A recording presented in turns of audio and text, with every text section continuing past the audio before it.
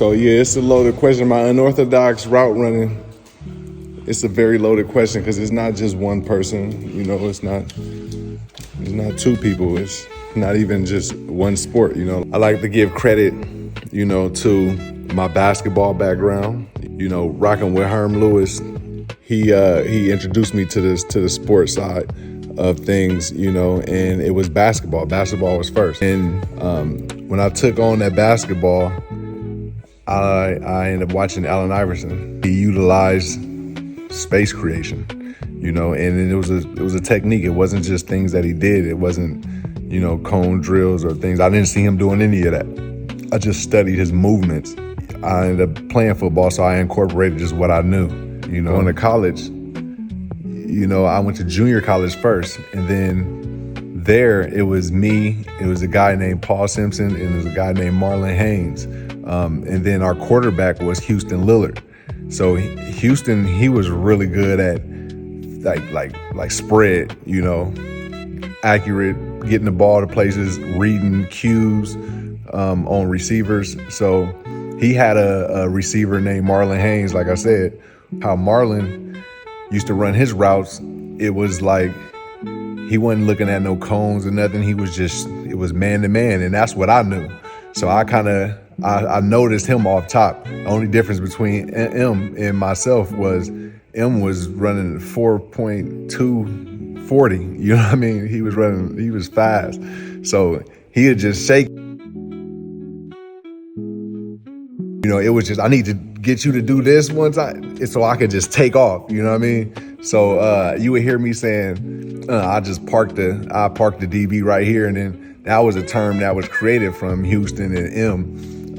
And, you know, it was that summer in junior college when Paul Simpson came through. His footwork was smooth, East Bay boys. And, you know, they was just smooth. So I just combined all of it.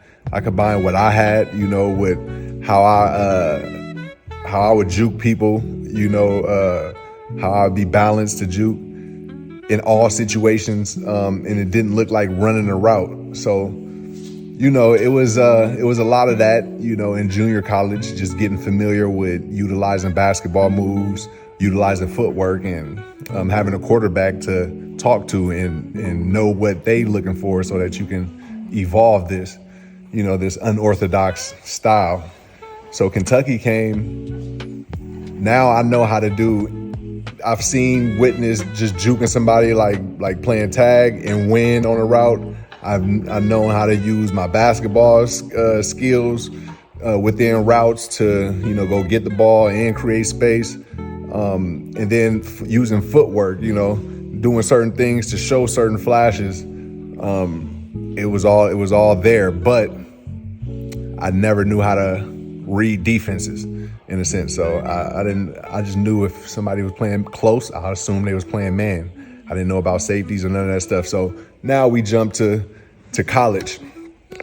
So in college, in University of Kentucky, I get blessed to play for Coach Brooks. And there I meet DeMario Ford, Dickie Lyons, and Keenan Burton.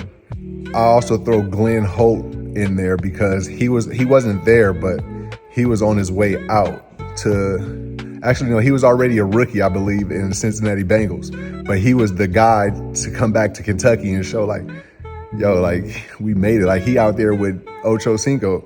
You know, like, he's showing us film, and I'm like, man, that's dope. So, damn, you can make it from Kentucky, you know? So shout out Glenn Holt. It's a dream come true to be around. He was connected with Keenan. Okay, now let's get to it. So I was struggling in Kentucky my first year, but with the help of DeMario, Dickie, and Keenan, they showed me how to read the defense.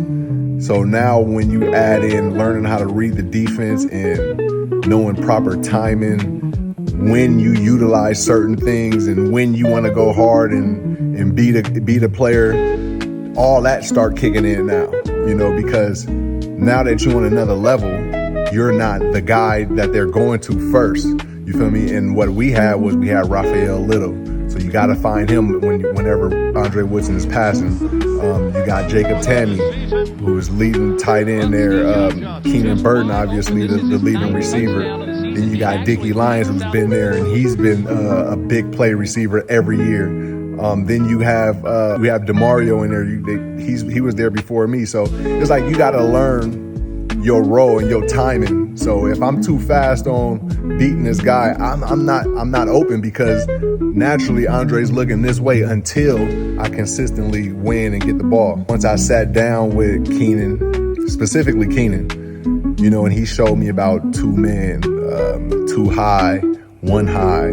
If a robber is coming, timing and steps for a quarterback to go through his progression. And I was just like, that opened up a lot. That completely slowed the game down. So that's why I love film, and big props to Keenan for helping me with that.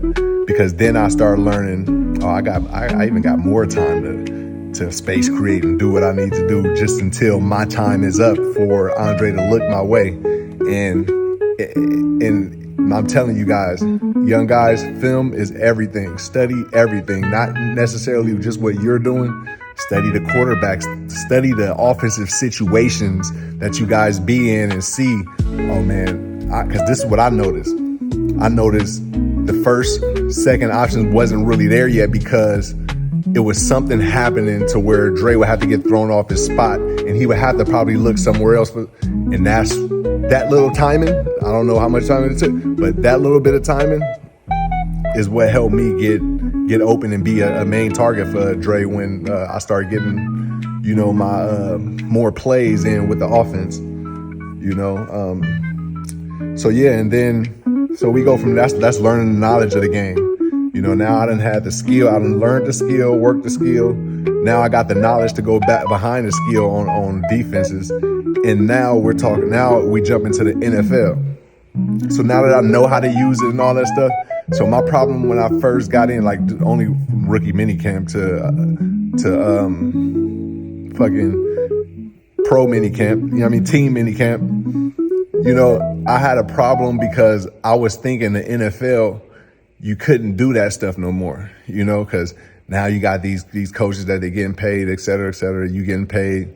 You got to do what they say, Nobody was, breaking the rules as far as how to run routes and stuff. It was just, you got to do it like this. Either you fast or you ain't. And I was trying to run regular routes, regular hitches. Now you probably heard this story. Stevie, I know you weren't disrespectful, but you did freelance, right? You did your own thing a lot. How did you get that freedom to do that and the confidence to do that? Well, I had to get open, I felt like, I wasn't freelancing to a point where nobody knew what I was doing. I was like still within the framework of the routes and everything, but I just did it a little bit different, because when I first got into the league, I'm running routes and the holes was just too tight. I'm like, there's no way I can survive in this league with every ball being like a 50-50 ball. So I just got back to what I felt can create space for me, and that was basketball, and so I used that. Get on time and in the right spot. Quarterback doesn't care. Exactly. If you're there and you're by yourself, he'll throw it to you. That's kind of your modus operandi of how you got on the team. Yeah, for real. And another thing that plays into it is having that quarterback.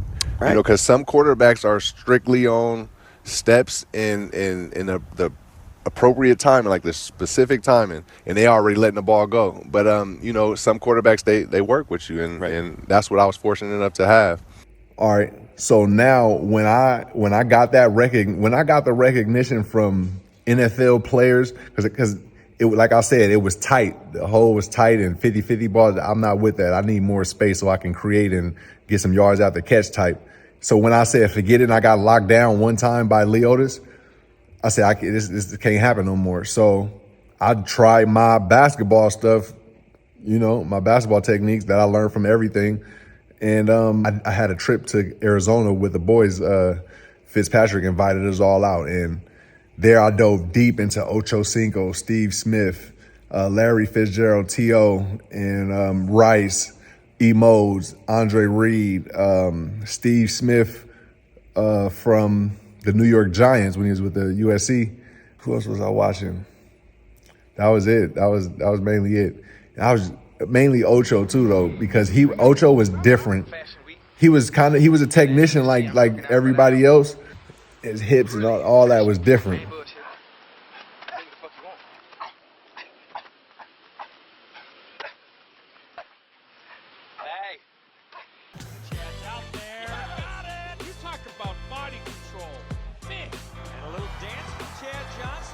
Them rolling around drills was about.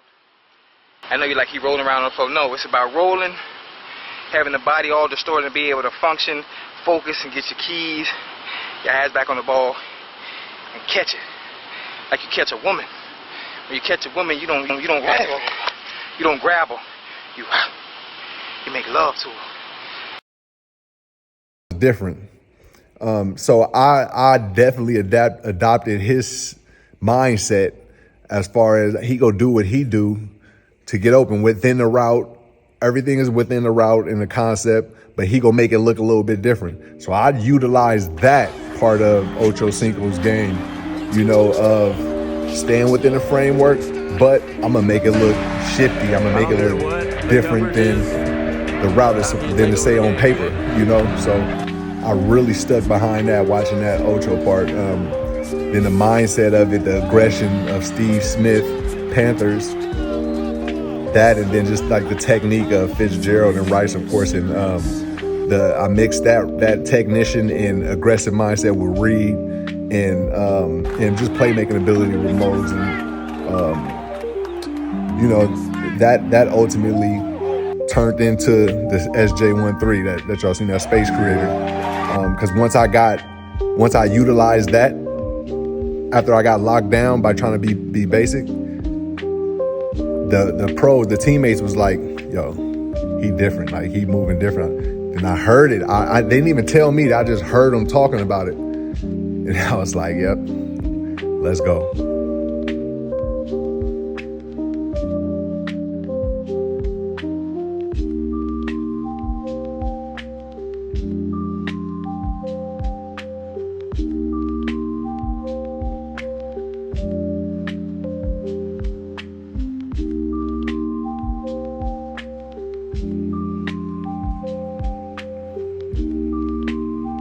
That's how my unorthodox style came about.